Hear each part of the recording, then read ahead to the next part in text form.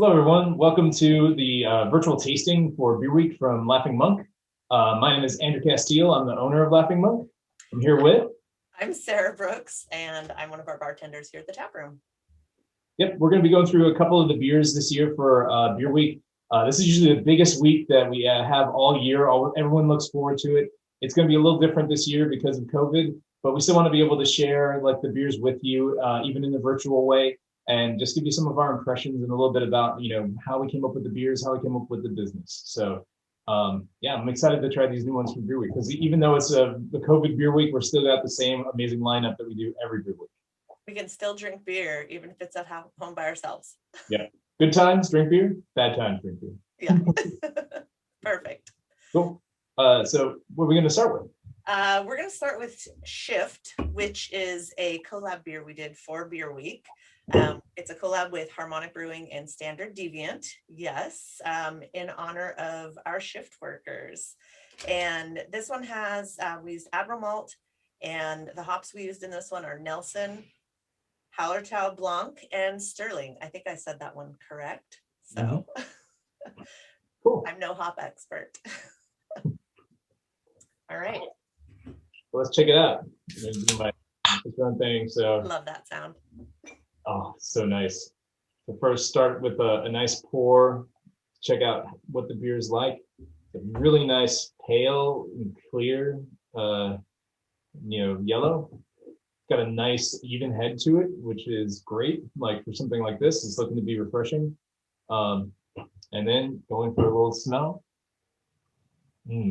So I love dry hopped beers like this, where it's a blonde and not a usually hoppy beer, because then you get like that nice combination. So you get the Hallertau, kind of the more traditional hop to it, and then there's a little bit of that extra more more aggressive dry hopping after, which is amazing. All right, let's see what it's like. All right.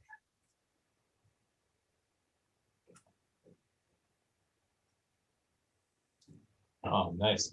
It's nice and mellow. It's only I do like it's on the lower end of the spectrum. It's 4.8% in alcohol, so that's kind of a nice mellow crushable beer. Yes, very quaffable. And it finishes nice and light. It still has a that extra hint from the dry hopping, which it's something I really like, because I think like the body of something like a blonde, or even when I've had like some dry hop pilsners, a beer that's not usually hopped, it's just a really nice lighter body to it. So you have to be careful how much you dry hop. You don't want to overdo it. But this is such a nice combo. Because IPAs are nice, but you can't quite quaff them and crush them as fast as you could do something like this. I tend to go the opposite direction of hoppy beers in the styles that I prefer. I actually really like this one. This is my very first time tasting this, and it's interesting. It's not just, like I said, I typically don't like anything that's hoppy or bitter, but this has just a hint. And for the dry hopping, I actually like this one. I give it my seal of approval, in all honesty. Yeah, and as a hophead, this is I go for that like a little bit more interesting, but I do like the body of this beer, that lighter body, and also just that blonde kind of Pilsen malt backdrop to it. It's not what you usually get with a hoppy beer, so it's nice to have that difference. Yeah, now this is for when there's baseball again. This is what I'd like to have at the baseball game. Yeah, it's a good blending of I don't know if style is the right word, but it's a good combination. Interesting. Yep. I love this. Yeah, the guild always comes up with really interesting stuff. We're happy to have been able to work with them again this year on it. It's something that you can get, any of these beers, of course, through our website. You can pick them up. You could have them delivered if you're local, and we also ship throughout California.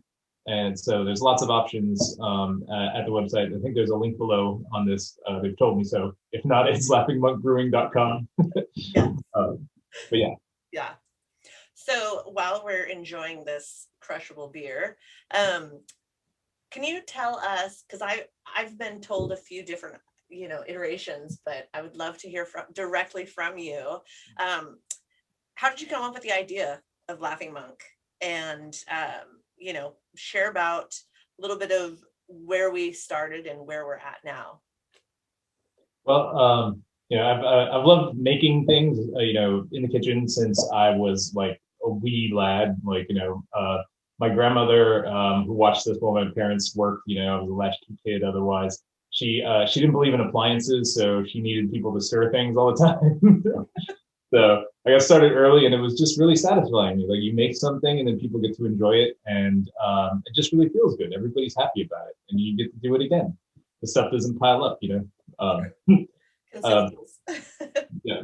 So, I always loved cooking. I picked up home brewing probably about 16 years ago when my brother brought me a Downtown Brown clone. I know I haven't had a Downtown Brown in a long time.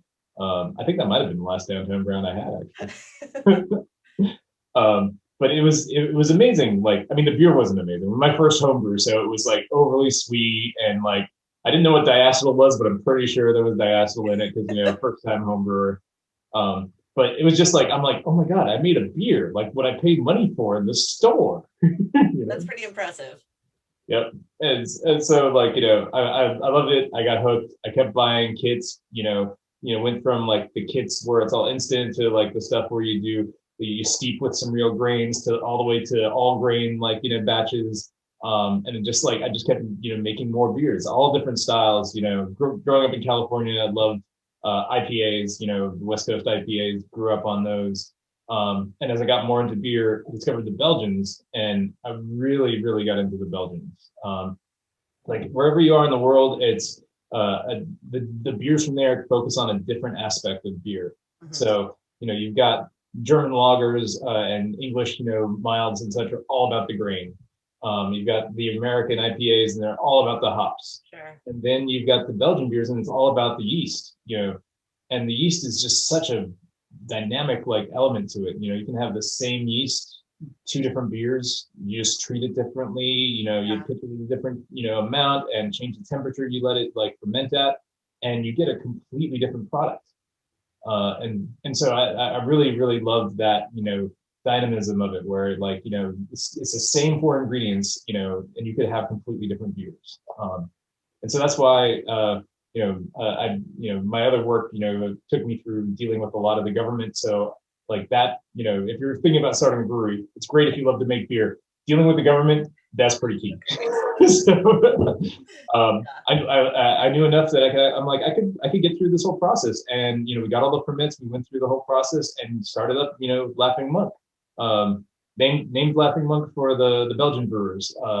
The Belgian brewers, were mostly monastics, and they drank mostly what's called potter's beer. It's this little 2% beer because water wasn't safe back then, so they just needed them. They didn't want to get too sloshed, but they wanted to not die from various diseases. Fair. And so that was their most everyday drink. But when it came around time to fast, well, they could still drink beer because they couldn't drink the water. And so they just made the beer like, a little, maybe a lot stronger for those days Belgian style. Fortify themselves, for the day of prayer ahead. And so those monks were lit. That's like where all the friar tucks come from, all of those stereotypes. Like, it's not like, oh, we've got to do fast today. It's like, it's fasting time. So that's a Laughing Monk. He's had his strong beer and he's on a fast. There you go. He gets his daily bread in the form of beer. In a glass or otherwise. Nice. Yeah, I'm gonna keep this one to the side because I think I'm gonna keep coming back to it. We got some heavy hitters later. Yes, that's gonna be a good one to clear the palate with.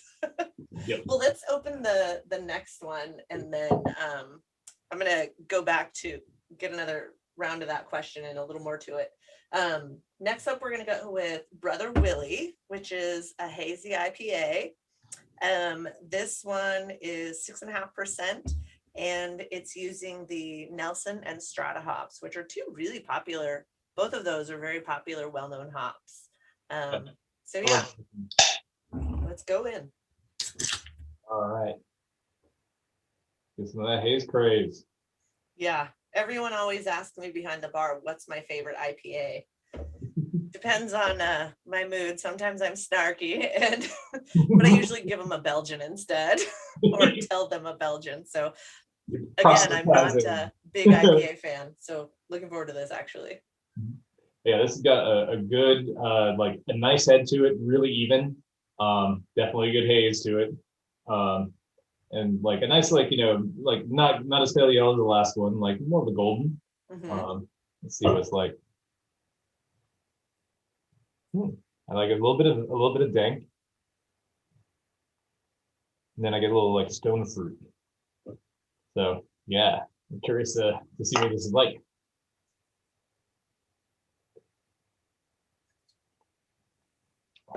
Oh man, oh yeah, that's nice. I love the Nelson like hop, um, which is yeah, the Strata too. Like things get hot for a reason. It's kind of like tastes evolve and change. I remember like starting out brewing like the West Coast IPAs. It's all the C hops of the Californias. Oh Yeah, yeah. um, and like like the Centennials and the Cascades and the Citras, which is nice. They have a really bold, like very citrus forward, like sort of flavor. But I Mm-hmm. like something with like the a lot of hops, especially for the hazies, they kind of give you that lighter stone fruit or maybe like a softer citrus, almost like pineapples and Mm-hmm. things like that. Yeah, no, this one is really nice. Again, this one is more, it seems on the mellow side as well. It's not a hot bomb, which is nice. Yeah, That definitely turns me off. But as I feel, and I oftentimes tell everybody, all of our beers are always very well balanced.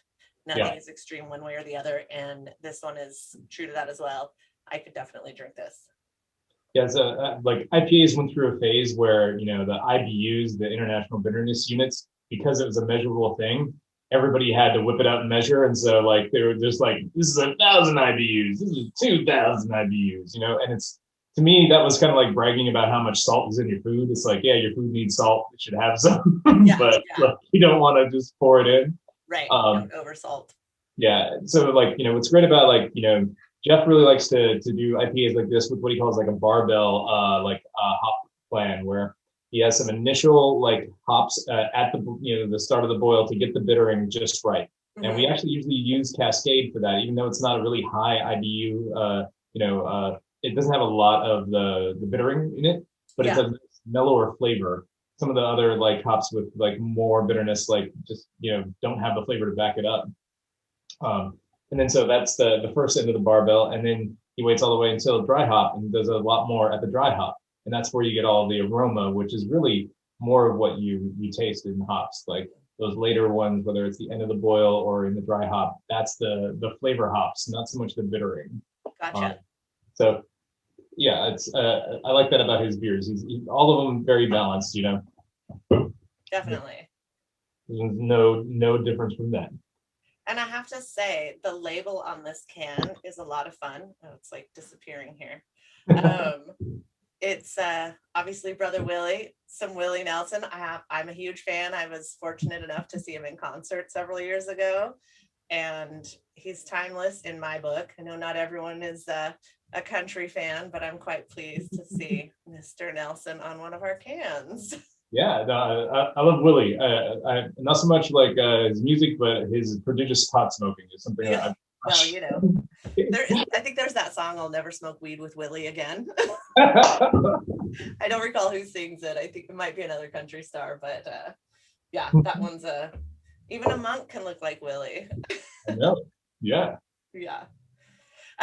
So yeah, one of the questions was what do you can you tell us a little bit about the growth of Laughing Monk from the very first year to where we are here, which this year is our 5th anniversary, Yeah. which is pretty exciting. I feel fortunate. I've been here for 3.5 of those years. Yeah. Cool crew. Yeah, I feel like I'm an OG kind of at this point. So yeah, if you could talk a little bit about that. Mm-hmm. Well, it's easy for me to remember which anniversary it is because my son was born slightly before we opened the doors. That's right. I remember hearing stories about that. It was not at all as I planned it. I had hoped to be open for a few months and kind of wade into this, and newly being a father at the same time.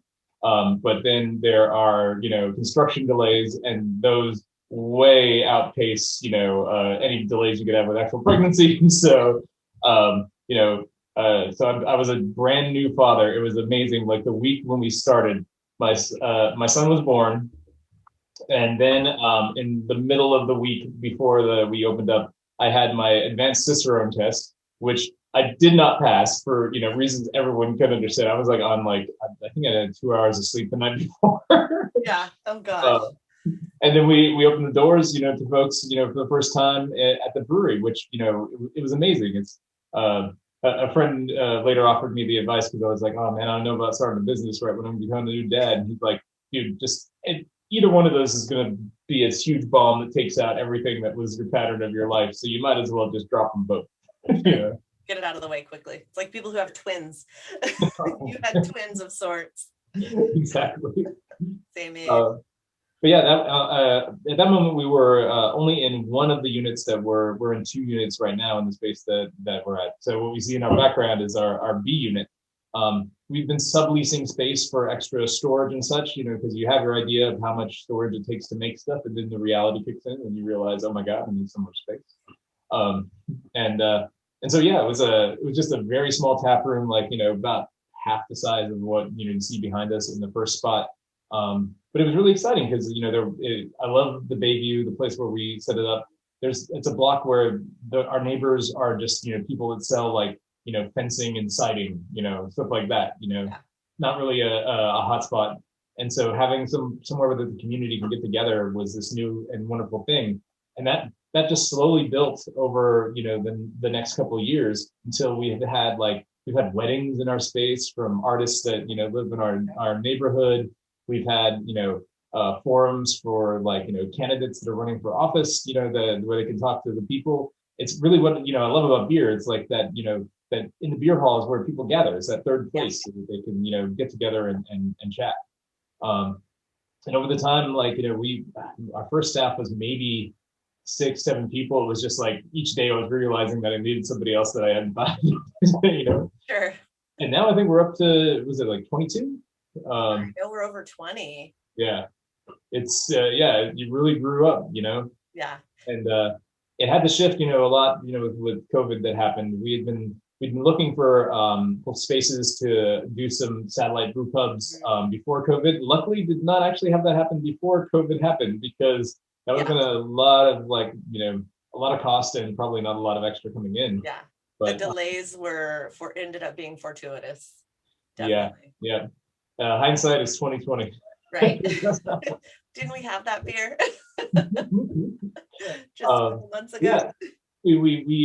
So we grew to we have 2 cold rooms to store everything that we have. A canning line. That was a shift that happened in the middle of this. I originally, because I love Belgians, I love the 750 ml bottles. We did just one run of those before we realized nope, cans are where it's at. We gotta have cans. Yeah. But I still have those bottles. It's still a very they have a special place in my office. And so we kept growing and expanding our reach for where we sold to. You can get us all the way out to the Tri-Valley, all the way up to I think Napa, Sonoma, and all the way south to Santa Cruz even now. And my goal was never to get too much bigger than what we are now. The thing we can up our barrels of production a little bit, but I love that beer is different everywhere I go. That's what beer should be like. Wherever I'm at, I want to drink the beer made closest to me, most recently. That's what makes travel interesting. If everything's McDonald's, what's the point of food? If everything's Budweiser, what's the point of beer? And it's like you mentioned, traveling, which we get to dream about that right now. But it's whenever I've traveled, we always look for what local breweries are around, and what can we go try. And it's a lot of fun. It's fun working behind the bar when I used to get travelers in, and I've made friends all over the country, and that's a really neat experience and a really neat aspect of this business, and getting the opportunity to work behind the bar. So one more question before we pour our next beer. What's your current favorite beer to drink of ours? I like the MVP Harris because again, old school West Coast hops, really dank. a little bit stronger, being a double, but like our doubles are not like 10 percenters, they're more like 8 percenters. So yeah, it's just like that crisp, clean, clear, very like dank forward, like IPA is just like my sweet spot. That's what I love. There you go. My current favorite is one I've only gotten to taste from the tank, but I get to open a can of it today, which we'll get down to that one. It's one of our new barrel aged special beer week releases. So I'll save that for then. But in the meantime, let's open up the Professor Sagan. It's a double West Coast IPA, 8% ABV. So we're climbing there. This one uses appropriately Comet hops, Galaxy hops, and Citra hops. So again, pretty creative there. Yes, and 8% isn't too bad. Still stronger than our usual IPAs. Yeah. Still reasonable. Yeah, it is a pretty beer. Look at that. Well, I'd say almost even deeper gold than the last one, and like just amazing clarity. Yeah. And look at that head. Yeah. Oh man, you have the dank. Oh, the dank. Yeah. Oh, nice. That's an IPA. I can take this one if you're. It's all yours. So, this like what I love about this one, we do a lot of Maris Otter like malt, and we do our IPAs, and you can get it here. I feel that a good IPA, a good West Coast IPA, should taste like a Ritz cracker with blue cheese and pine needles and lemon juice on it. Like that's what I'm going for. That's yeah, that's very descriptive and evokes a flavor. So the Maris Otter is great because that's where you get that buttery, crackery sort of malt body to it, and that dank, kind of like a blue cheese. It's just like when you get a nice strong cheese, it's like potent and in a way almost refreshing. Like that's why these pair so well with like really strong, really spicy flavors. It just like it can stand up to the punch back at some of those. What I like about this is for 8%, it still has a light finish. It feels like there's not too much residual sugars in this. I agree. Sometimes the bigger IPAs, it's just like you get like a hopsicle where it's like a lot of sweet on the back end, and that's a little too much, for me. Just like I love a good IPA, but some of those that have like that little sweeter, stronger, more lingering finishes. Like I have one, and then I'm like, I would love to have another one, but I feel like I've had two already. Yeah, I was noting. I like the finish on this. Oftentimes, I find IPAs, they're just so hoppy and bitter that I just want to clean my tongue off. I want to scrape that flavor off. But this, this is my very first time trying it. And I know I typically, if I'm going to drink IPAs, I drink the doubles and the triples, because it does change the flavor. It mellows out a little bit. You get more sweetness, perceived sweetness. I don't hate this. Which when it comes to IPAs for me, even a not IPA person can drink this double IPA. That's just something. Yeah. Now what I love about it, like it opens up with that kind of punch of the dank, sort of like flavors, especially in the nose. But then the finish, I get kind of almost lighter melony sort of flavors, almost like a honeydew. Yeah.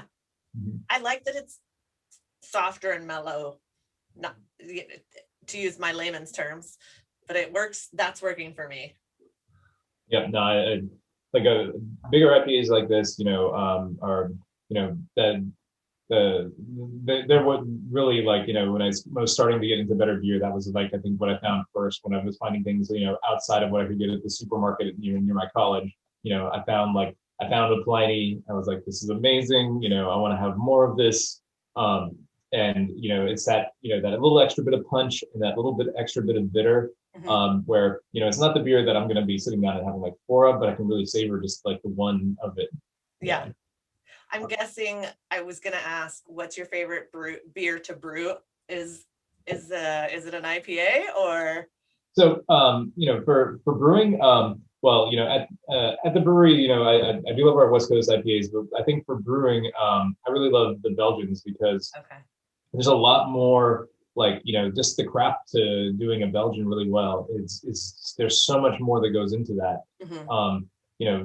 I think we're going to get to one of my favorite of the barrel ages, and it's one where we get a lot of the caramel from it from just having an 8-hour boil, like something that you just don't do normally Right. with beer because you're losing a lot of product that way, but Hmm. you're getting a flavor that you can't get otherwise.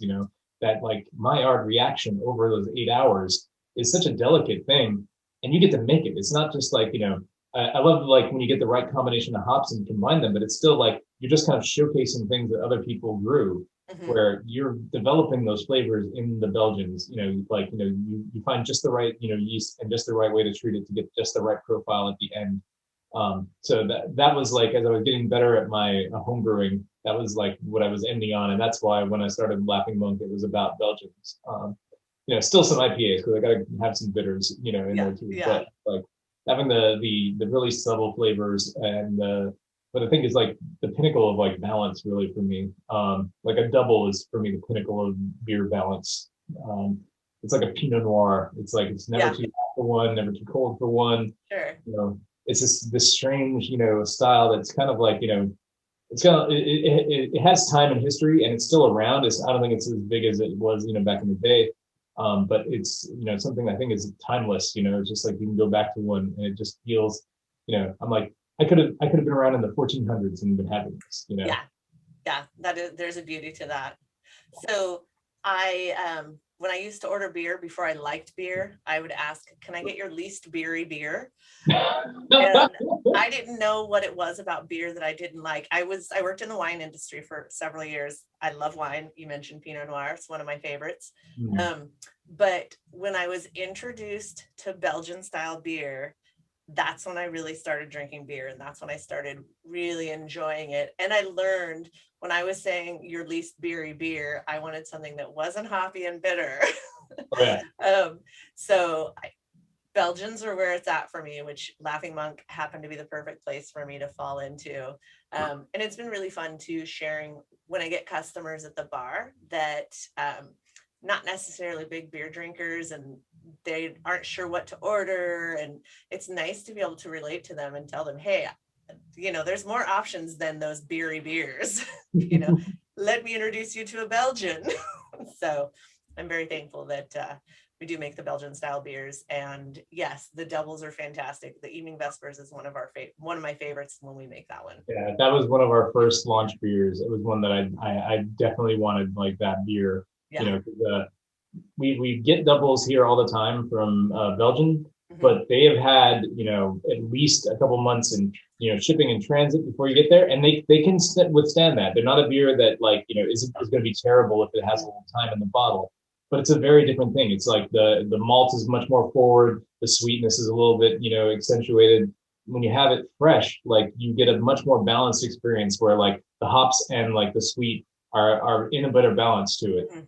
To each other, and that's when you're in Belgium and you try them, and you're like, oh my god, this is nothing like the West Malls that I've had here in the States. Yeah. That's just the amount of time that you've had on it. Yeah, the like the and just the style of like Belgian beers too. The reason that they don't have hops, I love this about beer. Like beer is the history of rich men avoiding taxes. Um, so the Belgian beers are not really hop forward because in Germany where they had like the Reinheitsgebot and like had the law that beer is water and hops and malt. And eventually they added yeast because they realized that there's science and little tiny things we didn't know about. But that changed after many years, honestly centuries of the church being in charge of taxing beer.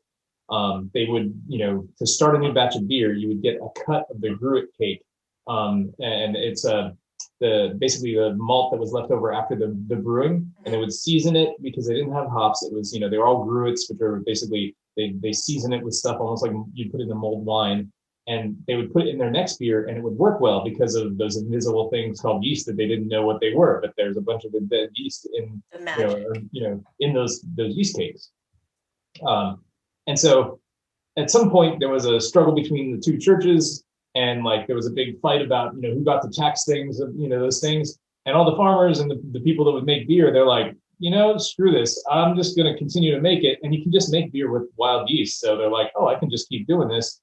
I got these weeds out back to season it with, the hops. And oh, that works out really well. And you get the crisp, bright sort of beers. But Belgium never had that struggle. And so the monastics kept control of the beer market. And while there's still hops, hops slowly crept their way in. It was not like a big thing. It was not like they didn't have the primacy that it had in Germany. So this weird struggle between the churches about taxes is why Belgian beers are not super hoppy. Gotcha. I wasn't aware of that. That's interesting. Whenever you look back, that's most of the history of beer. All the styles or whatever, someone was avoiding a tax. Right. Well, seems it's pertinent all throughout history. Definitely. All right. Are you ready to dive into our 2 barrel-aged beers, or do you want to keep on your? Okay. Which would you like to try first? Do you want to do the Third Gospel or the Devil's Hymn? I'm going to try the Devil's Hymn first. Okay. I've yet to try that. This one is my favorite right now. Oh, yeah. Quite lovely. So, this one, I even have it at the top of my list here. It's a rye barrel-aged Imperial Stout. A measly 11% ABV, some chocolate and vanilla notes with a great coffee aftertaste. Oh man, that note. Dark. Yeah. Is dark also you see the legs on the side? You can see that already, without even putting this in, I can tell it's a chewier beer. It's got so much more body. Yeah. But yeah, I definitely get the rye, and then the chocolate and coffee. It's all of the things I would want at a dessert table, after a fine meal. What a little dram of whiskey and a little chocolate and a little bit of coffee. Mm-hmm. All right.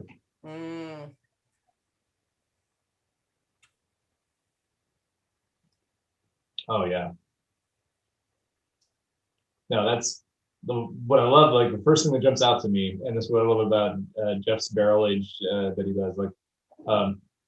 So Jeff Mokler, our head brewer, he avoids a lot of barrel ages. You give him a sip, and it's just immediately you're hit with the heat of the heat of the strong beer, and this just is so soft and supple. Yeah. I know I use the word mellow a lot, but honestly, for an 11% beer, and it sounds like it would be super big and chewy, it doesn't feel like an 11% beer to me. I mean, yes, it does. It's not like that 4.8 that we started with, but it still has a nice softness to it. It really is like drinking your dessert without being overboard. Oh.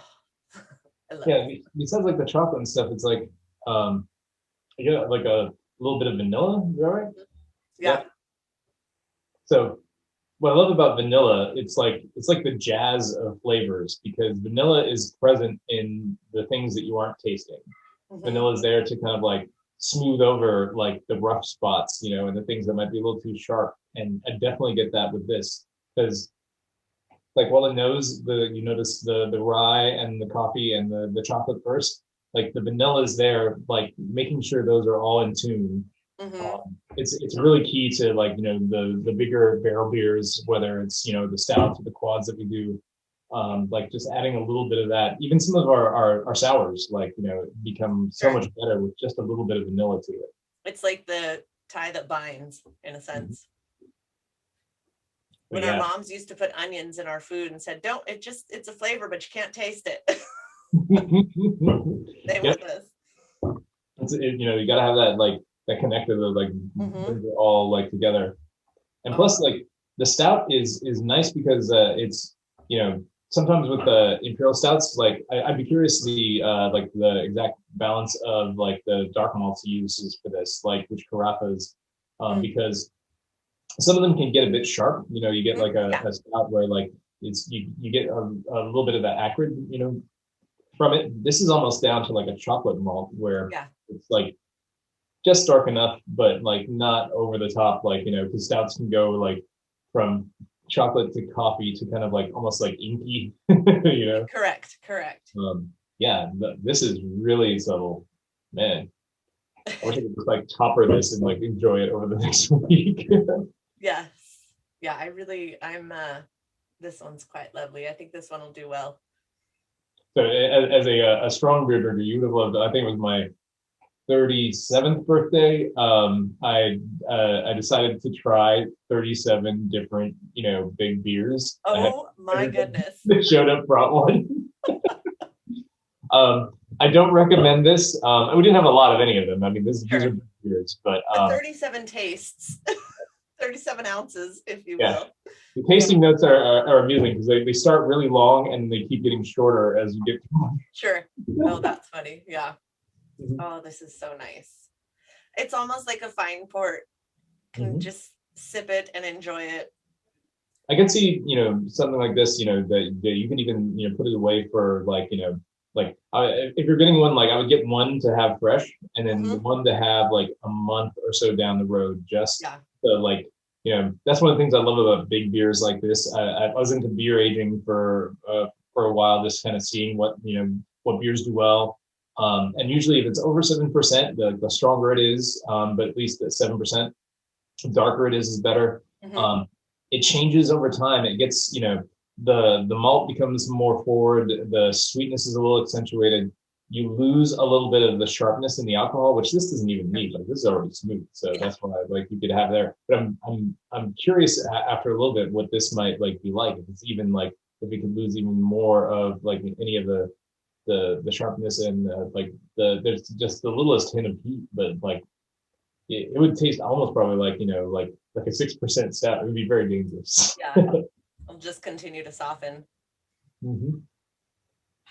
Oh man, yeah, at 11, yeah, this is way too dangerous. Be forewarned, if you're out there drinking this at home, like let your friends know. This is like it's a strong woman to handle this beer. So can you share some info about the fundraising that Laughing Monk Brewing does for the community, like Baby Alive? I have to say it's one of my favorite things about working here is that we are so involved in the community, and the community is such a big part of our clientele, or our friends, as I'll call them.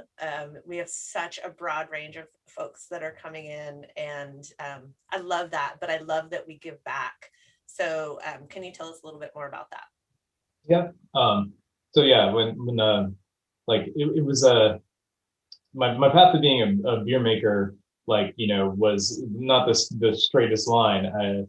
I graduated in economics and became a high school teacher, and then I became a bicycle advocate, and then I made software for the government to encourage alternative transportation, and then I started a brewery. So just like right from college, I knew what I was going to do. But the common thread in all of those was like, like everywhere I've worked has had like something to do with, supporting the community and being like, a good citizen.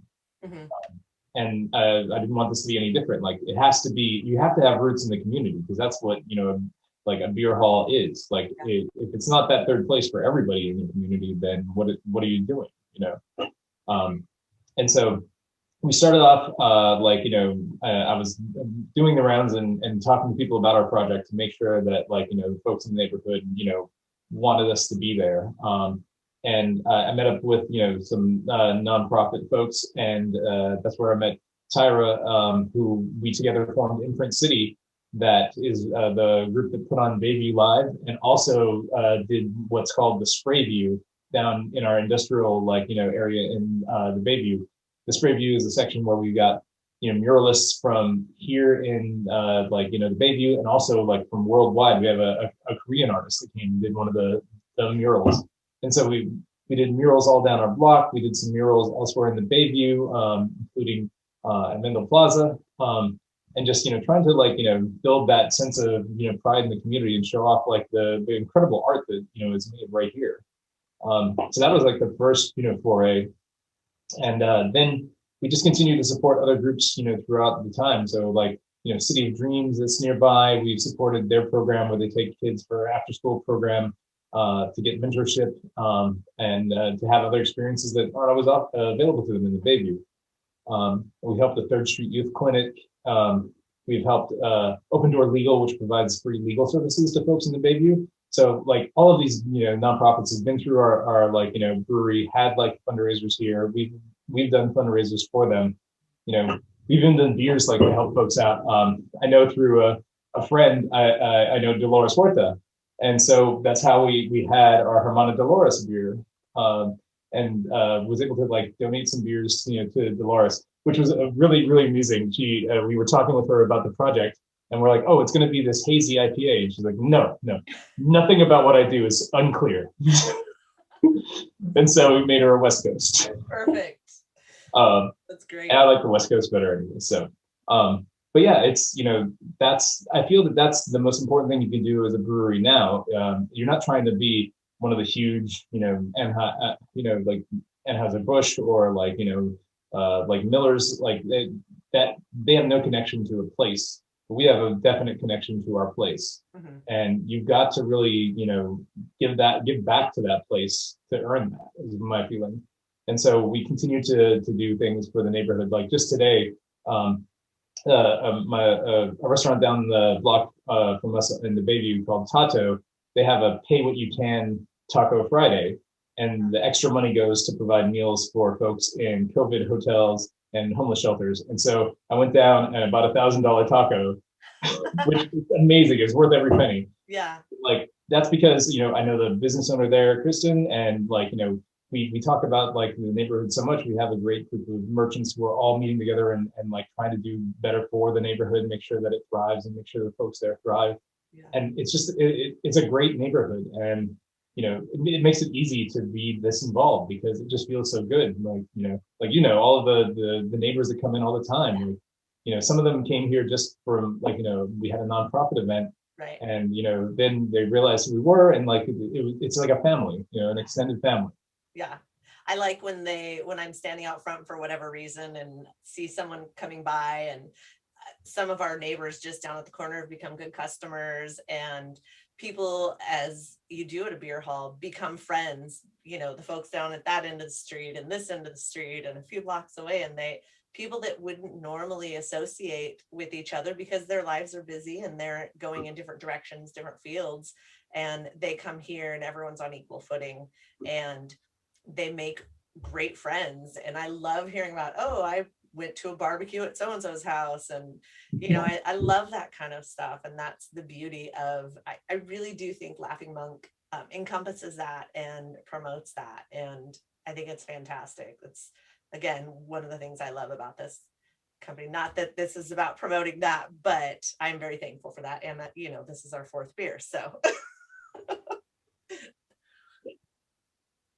So I think it's those moments really make me happy when I see like there's like the homeboys from down the block that love to come and play chess, and you'll see them at one table, and then the next table there'll be like four of the sisters of perpetual indulgence, and then like fully manifested, and then there'll be like a family with their new kid like hanging out playing board games. Like I was just like, wow, like where would you get all those people in the same spot? Like that is just miraculous. It's more of what we need. It's like the antidote to social media where you only meet people like you. And we don't, oftentimes you go to different, I find when you go to different breweries, if you tend to hang out with this crowd, you go to this brewery, or that crowd is more prominent at that brewery. And I really feel like it's not that way here. I genuinely feel like everybody is welcome here and feels welcome here. And like you said, families and neighborhood folks and people from across town, and exactly. Yeah, and the dogs, we can't forget all the dogs and all the puppies. Yes. Yeah. You would appreciate my new COVID hobby. I've been painting portraits of people's dogs. Oh, love it. So my friend just got a cute pit bull puppy, like a rescue, and I painted him. His name's Snack Attack. What is his name? Snack Attack? Snack Attack. Oh my gosh. Oh, that's fantastic. Yeah. Be very excited. Well, now that we're open on weekends again, This past weekend, I think at one point we had 5 or 6 dogs out at the tables at different tables. And, when one would get seated, oh, there's a new dog out there. Oh, look, you got to go meet this dog. And I mean, the customers are important too, but And I know you, Sarah, you're like, best day ever. Yes, exactly. Absolutely.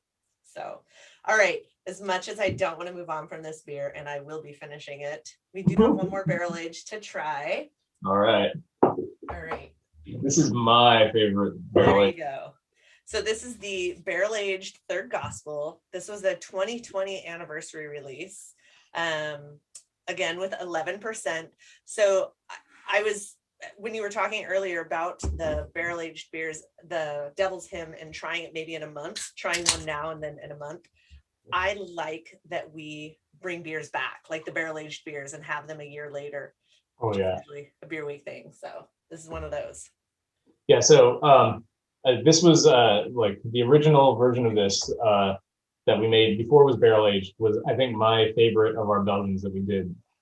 So it was an 8-hour boil. Like all this color pretty much comes from the boil. Like there's a little bit of caramel malt to it, but like not enough to get this color.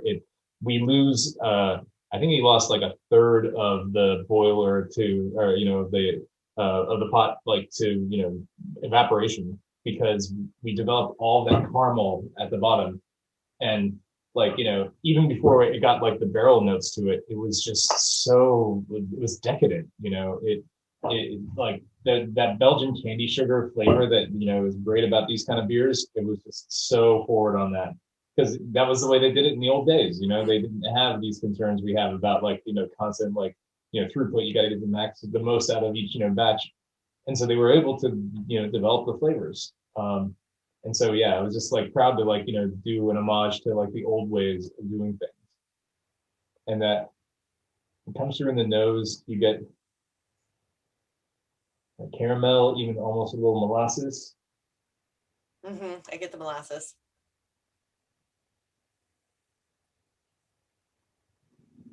Oh man. And you get a little bit of that barrel note, which is like a combination of, there's a little whiskey note, but also like the vanillin from like the wood, that like, just is the perfect, pairing for like the base beer of this. I was so glad, like, honestly, like for this barrel age, just that we had some more of like the Third Gospel left, so we could enjoy it for longer. Yeah, there you go. Because beer is, for me, is a very temporal thing. Like, you don't get to hold on to a beer for too long. It comes and it goes, and it's like it's a place and it's a moment in time. Yeah. And this we get to like kind of like get back to just like 2 years ago, like pre-COVID. Yeah. Well, and it's in the before days. It's a link to the past as well, and to it's a link to the future, and especially with these barrel aged, like what's it going to taste like in the future, the style, what it's a tie to the original, like you said, the 8-hour boil and the Belgian times, and yeah, it spans all of the years. And yes, we can take it to pre-COVID and maybe save one of these for post-COVID. Yeah. I would definitely want to toast with that, amongst many other things. So I have one last question for you, since this is our last taste, and we'll let you enjoy this, being it's your favorite beer. What's next for Laughing Monk? Well, we've never really stopped, changing and innovating. It's kind of the nature of the game now in beers. Thanks to like Untapped, like it's one thing I have some regrets about the industry moving this direction, but like having like the standard beer that you can always get, like that is becoming more of an artifact of the past. You see, we shift and cycle like some recipes and do them again, but for the most part, like the consumer wants new and different each time, which I understand it, because like when I'm going and buying stuff from breweries I know that aren't ours, I'm always looking for a name I haven't seen, because I know that that's going to be the newest thing and probably the freshest thing, and that's so important to beer. Like one of the greatest blessings of having like a brewery is like I can tell the difference between our IPA like day of, a week down the line, 2 weeks down the line. And so, Like my wife never lets me shop for beer with her because I'm just checking every single The like, dates.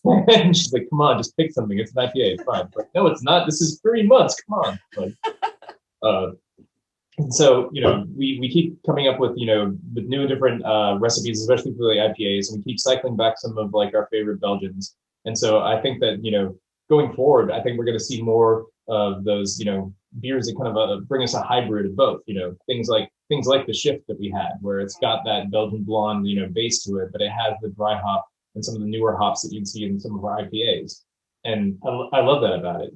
I loved it when we were making like brewed IPAs, which was new, and they were hot for a little while, and now tastes have shifted. Mhm. I think that's just what you do. Jeff is out there and not just like making beer, but like trying new and different beers and coming up with new ideas and drawing them from the entire like production crew, and from like the sales crew. Like that's our process. Like everybody brings those kind of things to the table as we decide what we're going to be making. So in terms of our portfolio, I would say that we're probably going to be seeing more of these, hybrids that we've seen here, as well as, of course, always having like, a good selection of like, the bitter things and some of the Belgian.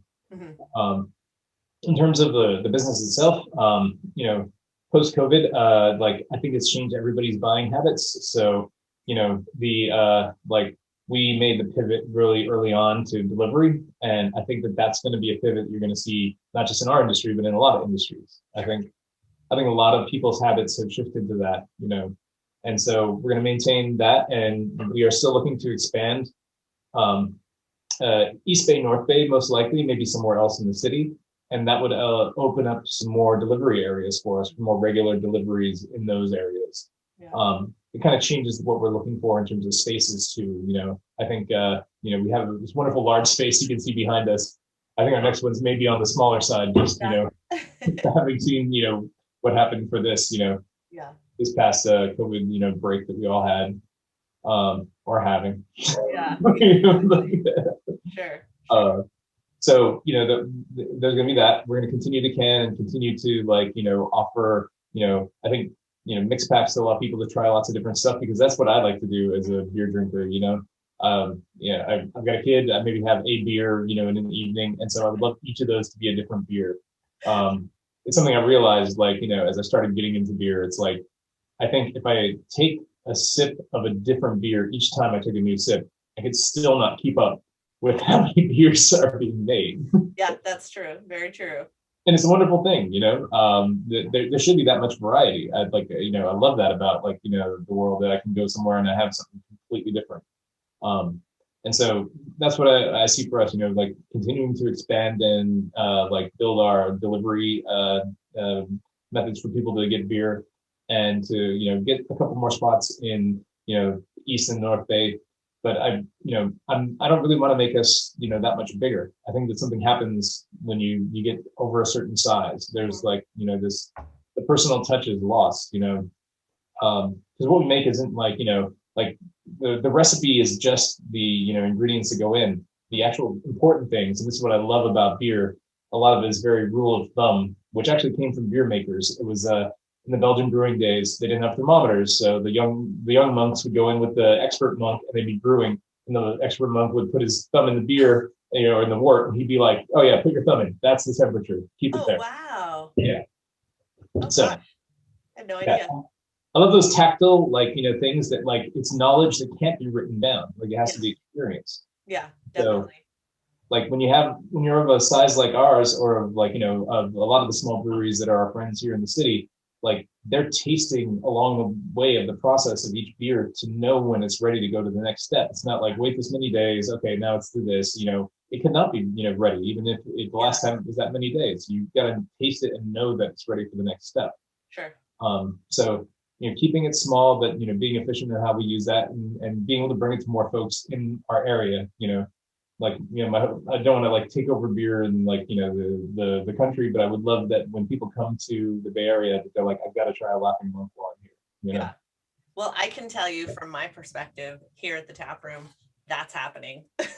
People are coming and from all over the state, and they're saying, my brother, my uncle, so and so has been telling me about this. They gave me a can. I had to come here. I had a mother and a daughter come, and they took a picture in front of the sign outside last time we were open, because they had to come here. So we're accomplishing that. And yeah, well, I think it's time that we finish our beers, and I hope I've had fun today. I hope you had a good time. Thank you. Definitely, after these last 2 barrels, I'm definitely having fun now. Yeah, definitely. Well, thank you so much, Andrew. And don't forget the link, if it's not down there, like Andrew said, go to our website, www.laughingmonkbrewing.com. And the tap room is open for outdoor seating on Saturdays and Sundays currently.